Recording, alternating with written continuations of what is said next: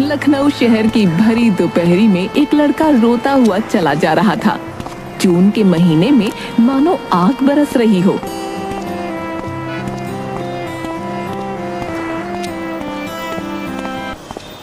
हे भगवान, मैं कहाँ जाऊं, क्या करूं?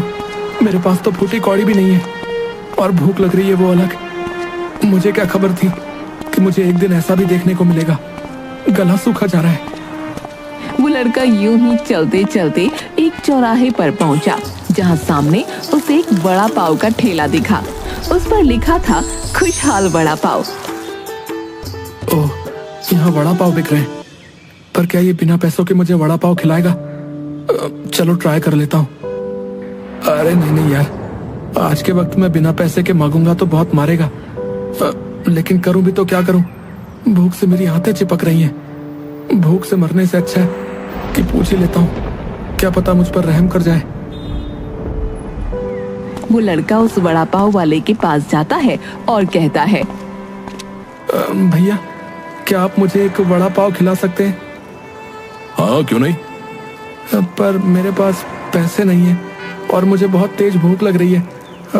आप मुझे आज खिला दीजिए, मैं कुछ टाइम में आपका पैसा लौटा दूंगा। चलो कोई बात नहीं, ये लो वड़ा पाव खा लो। देखने में तो किसी अच्छे घराने के लगते हो। थैंक यू सो मच खुशहाल जी, भगवान आपका भला करे। वो लड़का वहीं फुटपाथ पर बैठकर वड़ा पाव खाने लगा, पर वो रो रहा था। उसे रोता देखकर खुशहाल ने उससे पूछा, क्या बात है बेटा, रो क्यों रहे हो? क्या हुआ? और घर कहाँ है तुम्हारा? अरे मैं क्या बताऊं आपको, आप मेरी बातों का विश्वास नहीं करेंगे। किस्मत का मारा हूं। दरअसल मैं इस शहर के मशहूर बिजनेसमैन संजय मल्होत्रा का बेटा नीरज हूं, लेकिन किसी को यह नहीं पता कि मेरी माँ सौतेली है। वो मुझसे बहुत नफरत करती है। उन्होंने मेरे पापा के विदेश जाते ही मुझे घर से निकाल दिया। हे भगवान, ये तो बहुत बुरा हुआ तुम्हारे साथ। तो तुम्हारे पापा वापस कब आएंगे बेटा? एक हफ्ते के बाद। पता नहीं मैं तब तक कहाँ रहूंगा, क्या खाऊंगा, क्या पीऊंगा। नीरज की ये बातें सुनकर खुशहाल सोच में पड़ गया। थोड़ी देर तो वो चुप रहा, पर फिर बोला, अब वैसे तू चाहे तो मेरे घर में रह सकता है, मैं अकेला ही रहता हूँ। सच में? आप तो सच में देवता आदमी हो। हाँ, लेकिन मुफ्त में नहीं। बदले में मेरे ठेले पर मेरे साथ काम करना पड़ेगा। मंजूर हो तो बताओ, मैं फ्री में रोज तुम्हें नहीं खिला सकता भाई। हाँ, मुझे मंजूर है मुझे। मैं ये सब काम करूंगा जो आप मुझे कहोगे। तो ठीक है, फिर चलो मेरे साथ। खुशहाल नीरज को अपने घर ले जाता है और उसे लेटने के लिए बिस्तर देता है। नीरज खुश हो जाता है कि चलो कम से कम उसे सिर छिपाने के लिए जगह तो मिली। अगले दिन वो खुशहाल के साथ ठेला लेकर बाजार पहुंचता है। हाँ भाई, तो करें आज के काम की शुरुआत। मुझे ये सब काम आता नहीं है, आप सिखा दीजिएगा। हाँ, बेफिक्र रहो, बस मैं जैसा कहता जाऊं वैसा करते जाना। ये कोई रॉकेट साइंस नहीं है। ठीक है, मैं तैयार हूँ। देखो, सबसे पहले ये समझ लो कि हर कस्टमर की पसंद अलग होती है। जब भी कोई कुछ लेने आए तो ध्यान से सुनो और फिर उसे वैसी ही चीज दो जैसी वो चाहता है, समझे? जी भैया, समझ गया। तभी एक कस्टमर ठेले पर आया और वड़ा पाव मांगने लगा। हाँ भाई, जल्दी से एक वड़ा पाव देना, बहुत भूख लग रही है यार। हाँ भैया, अभी देता हूँ।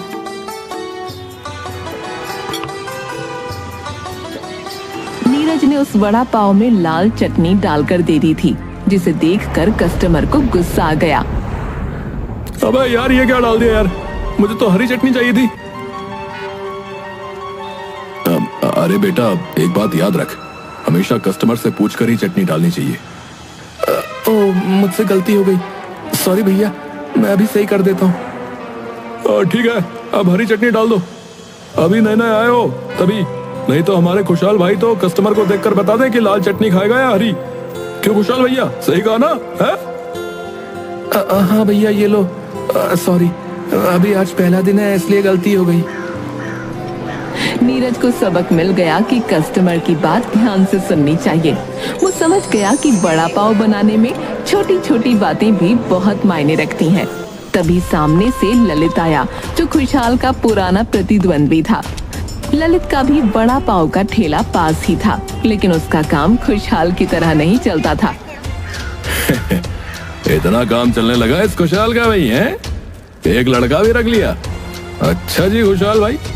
अरे खुशहाल भाई, ये नया नौकर कब रखा भाई? ये कोई नौकर नहीं है, ये मेरा साथी है और ये संजय मल्होत्रा का बेटा है। जानते हो ना संजय मल्होत्रा, इस शहर के बड़े उद्योगपति हैं। क्या ये संजय मल्होत्रा का बेटा है? तो ये यहाँ क्या कर रहा है भाई? वड़ा पाव का कारोबार शुरू करने वाले हैं क्या मल्होत्रा जी हैं? हाँ, क्योंकि मेरी सौतेली माँ ने मुझे घर से निकाल दिया है, इसलिए अब मैं खुशहाल भैया के साथ काम कर रहा हूँ। अच्छा, तो बच के रहना भाई, ये खुशहाल तुम्हें बेचकर खा जाएगा। मुझे पता है तुम्हारा काम नहीं चलता है, इसलिए तुम खुशहाल भैया से जलते हो, पर इतने भी पागल न बनो कि कुछ भी बकने लगो। ललित वहाँ से जलन में भरा हुआ चला गया। 2-3 दिन बाद एक सुबह खुशहाल की तबीयत अचानक खराब हो गई। नीरज, आज मेरी तबीयत बिल्कुल ठीक नहीं है। आज तू ठेला अकेले लेकर चला जा। मुझे लगता है मैं आज बाजार नहीं जा पाऊंगा। और अच्छे से कस्टमर देखना, किसी को कोई शिकायत ना आए, समझे? अकेले भैया मैं कैसे कर पाऊंगा? अरे तूने सब कुछ सीख लिया है, मुझे तुझ पर पूरा यकीन है, तू कर लेगा। ठीक है भैया, मैं कोशिश करूंगा। नीरज ठेला लेकर बाजार चला गया और वड़ा पाव बेचने लगा। शाम तक खुशहाल उसकी वापसी का इंतजार करता रहा, लेकिन नीरज नहीं लौटा। जैसे तैसे रात हो गई। खुशहाल की बेचैनी धीरे धीरे शक में बदल गई। उसे लगने लगा कि नीरज उसे धोखा देकर ठेला लेकर भाग गया है। उसने सीधे नीरज के पिता संजय मल्होत्रा के घर जाने का फैसला किया। मुझे उसके पिता से ही बात करनी होगी। ये लड़का जरूर मेरा ठेला लेकर भाग गया है। खुशहाल संजय मल्होत्रा के बड़े से घर के गेट पर पहुंचा, लेकिन वहां गार्ड उसे अंदर जाने से रोक रहा था। ओए, कहाँ जा रहे हो? ये कोई साधारण जगह नहीं है, यहाँ ऐसे नहीं जा सकते। मुझे संजय मल्होत्रा से मिलना है, ये बहुत जरूरी है। तुम जैसे लोग रोज आते हैं यहाँ पे, निकलो यहाँ से। अरे मैं भीख मांगने नहीं आया हूँ, उनका बेटा मेरे ठेले के साथ गायब हो गया है। अच्छा ठहरो, मैं अंदर बात करता हूँ। कुछ देर बाद गार्ड ने उसे अंदर जाने दिया। खुशहाल हॉल में पहुंचा, जहां संजय और उनकी पत्नी माया बैठे थे। हाँ बताइए, क्या बात है? साहब मैं खुशहाल हूँ, वड़ा पाव वाला। आपका बेटा नीरज मेरे पास कुछ दिनों से रह रहा था। आज वो मेरा ठेला लेकर भाग गया है। क्या? नीरज हमारा बेटा? जी हाँ, उसने मुझे बताया था कि उसकी सौतेली माँ ने उसे घर से निकाल दिया है। क्या बकवास कर रहे हो तुम?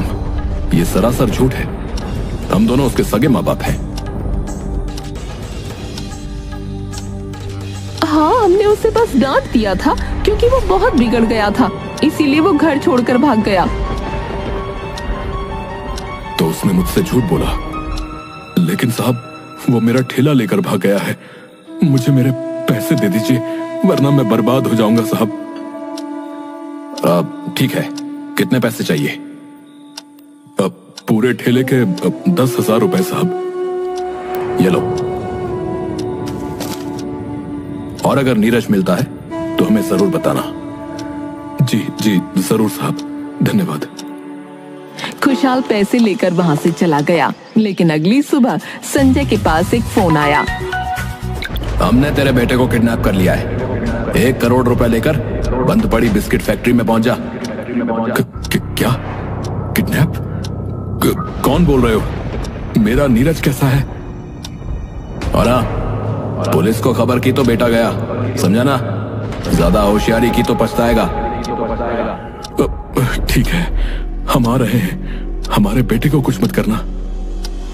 संजय और माया दोनों हैरान और डरे हुए थे। अब हम क्या करेंगे? पहले हमें खुशहाल के पास चलना चाहिए, शायद वो हमें कुछ और जानकारी दे सके। संजय ने फौरन गाड़ी निकाली और खुशहाल के ठेले पर पहुंचा। खुशहाल, नीरज किडनैप हो गया है। हमें अभी अभी फोन आया है। किडनैपर 1 करोड़ की फिरौती मांग रहा है। क्या? किडनैप? ये कैसे हो सकता है साहब? हमें सच में नहीं पता। प्लीज अगर तुम्हें कुछ पता है तो हमें बताओ। तुम उसके साथ रह रहे थे, क्या तुमने कुछ अजीब देखा था? हाँ, अगर तुम कुछ भी जानते हो तो बताओ, ताकि हम किडनैपर तक पहुंच सके। खुशहाल थोड़ी देर चुप रहा, फिर कुछ सोचते हुए बोला, साहब, हो सकता है कि ये ललित का काम हो। कौन ललित? वो सामने वड़ा पाव वाला साहब, बहुत लालची आदमी है साहब। जब नीरज ने उसे बताया था कि वो आप लोगों का बेटा है, तो शायद उसके मन में लालच आ गया हो साहब। संजय और माया को खुशहाल की बात ठीक लगी। दोनों तुरंत ललित के पास पहुंचे, जो अपने ठेले पर खड़ा वड़ा पाव बेच रहा था। ललित, नीरज को तुमने किडनैप किया है ना? बताओ कहाँ है मेरा बेटा? मुझे मेरा बेटा सही सलामत चाहिए, समझे? क्या मैं? अरे मल्होत्रा साहब, ये आप क्या बोल रहे हैं? हाँ, हमने सुना है कि तुम लालची हो और नीरज ने तुम्हें बताया था कि वो हमारा बेटा है। अरे मैडम, अगर मैंने उसे किडनैप किया होता ना, तो क्या मैं यहाँ पर ठेला लगा कर बैठा होता? बताओ। झूठ मत बोलो, हमें सच्चाई बताओ। अरे मैं सच कह रहा हूँ साहब, अगर मैं कुछ करता तो मैं यहाँ पर यूं खुलेआम नहीं बैठा होता। आप मुझ पर इल्जाम लगा रहे हैं, लेकिन मेरे पास छिपाने के लिए कुछ नहीं है। बिना सबूत के उससे ज्यादा कुछ कह पाना मुश्किल था, इसलिए वो वहाँ से चुपचाप चले गए। संजय और माया अपने घर के ड्राइंग रूम में बैठे थे। रुपयों से भरा बैग उनके सामने रखा था। संजय पुलिस को लेकर जाने की सोच रहा था, लेकिन माया ने उसे मना कर दिया। हम पुलिस को लेकर चलते हैं माया, अगर कुछ गड़बड़ हुई तो वो मदद करेंगे। नहीं संजय, कहीं किडनैपर्स ने हमारे नीरज को कुछ कर दिया तो? पुलिस को देखते ही वो गुस्से में आ सकते हैं, हमें अकेले ही जाना चाहिए। संजय को माया की बात सही लगी और वो दोनों अकेले ही किडनैपर्स द्वारा बताई गई जगह की ओर निकल पड़े।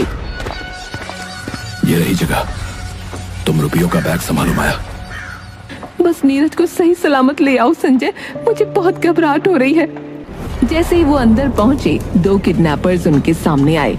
उनका चेहरा आधा ढका हुआ था। पैसे लायो? हाँ, ये रहा 1 करोड़। अब हमारे बेटे नीरज को छोड़ दो। ठीक है, ये लो, ये रहा तुम्हारा बेटा। जैसे ही उन्होंने एक लड़के को सामने लाकर खड़ा किया, संजय और माया दोनों चौंक गए। वो लड़का उनका बेटा नहीं था।